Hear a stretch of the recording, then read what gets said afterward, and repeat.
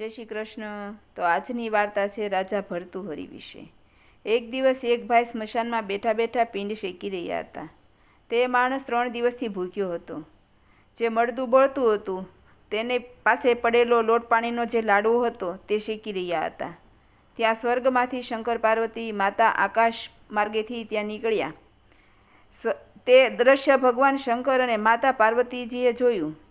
ભગવાન શંકરે તે ભાઈને જઈને તેને નમસ્કાર કર્યા। પાર્વતીજીએ ભગવાનને નમસ્કાર કરતા જોઈને બોલ્યા, હે ભગવાન, તમે કોને નમસ્કાર કરો છો? તમે તો મોટા દેવ છો, મહાદેવ છો, તમારે કેમ તેને નમસ્કાર કરવા પડ્યા? ત્યારે શંકર ભગવાન કહે છે, તે કોઈ પ્રકારની ઈચ્છા નથી રાખતો। ભગવાન કહે છે, તે કોઈ પ્રકારની ઈચ્છા રાખ્યા વગર કોઈ પણ કાર્યને પ્રાપ્ત કરી શકે છે। તેને કોઈ ઘરબારની કે ખાવા પીવાની કંઈ પણ ઈચ્છા નથી, સંસારની કોઈ આશા નથી, હંમેશા બ્રહ્મદશામાં રહે છે।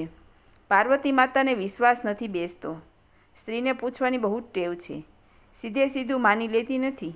તેથી ભગવાનને કહે છે, કેમ ખબર પડે તેને આશા છોડી દીધી છે? તે ક્યાંય આપતો ખબર પડે ને?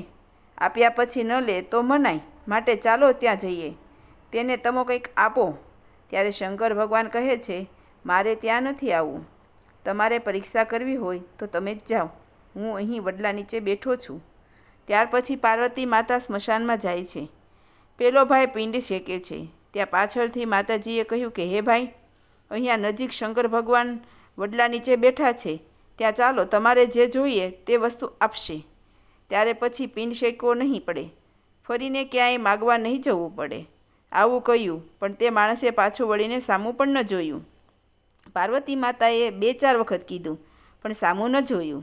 તેથી પાર્વતી માતા પાછા ભગવાન પાસે આવ્યા ને કહે, તે તો સામું નથી જોતો। ત્યારે ભગવાન કહે છે, તેને કોઈની આશા નથી, તે તમારી પાસે શું લેવા જોઈએ? જેને સંસારની વસ્તુ જોઈએ છે તે તમારી સામે જુએ। પછી ભગવાન કહે છે કે તેની પાસે કંઈક માંગો તો ખબર પડે। ભગવાન અને પાર્વતી માતા બંને સાથે ત્યાં આવે છે। ભિક્ષાંદેહી ભિક્ષા માંગે છે। ભિક્ષાંદેહી સાંભળીને તે માણસે જે પિંડ શેકતો હતો તે તરત જ પિંડ પાછળ હાથ કરીને આપી દીધો। કંઈક પાછળ તો જોયું પણ નહીં। વિચાર કરો, 3 દિવસથી ભૂખ્યો છે, તેને ભૂખ્યાની ચિંતા નથી। આવા માણસને ભગવાન વંદન કરે છે। તે માણસ બીજો કોઈ નહીં, 92 લાખ માળવાનો રાજા ભર્તુહરિ હતો।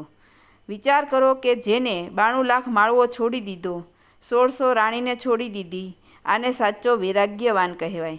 આપણે તો 2 રૂપિયાની બીડી કે માવો છોડવો ગમતો નથી, તો ઘરબાર, પુત્ર, પરિવાર કે આપણી પોતાની મિલકત છોડવી ક્યાંથી ગમે? જેનું ચિત્ત સમતા પ્રાપ્ત થઈ ગયું છે, બ્રહ્મ સત્ય જગત મિથ્યા, જેને દ્રઢ છે તે છોડી શકે। ભર્તુહરિ રાજાનો વૈરાગ્ય પ્રકરણ વાંચો તો ખબર પડે। જન્મ્યા ત્યારે સાથે કંઈ લાવ્યા નથી, મૃત્યુ પછી સાથે કંઈ લઈ જવાનું નથી। કેવળ સારા માઠા કર્મ કરેલા સાથે આવવાના છે। સારા કર્મનું ફળ સુખ છે, ખોટાનું ફળ દુઃખ છે। પોતાના કરેલા કર્મ પોતાને જ ભોગવવાના છે। કલ્પો જતા રહે છે, યુગો જતા રહે છે, સમય પણ જતો રહે છે, પણ ભોગવ્યા વિના કર્મ શાંત થતું નથી। છતાં આજકાલના માણસને ખબર પડતી નથી।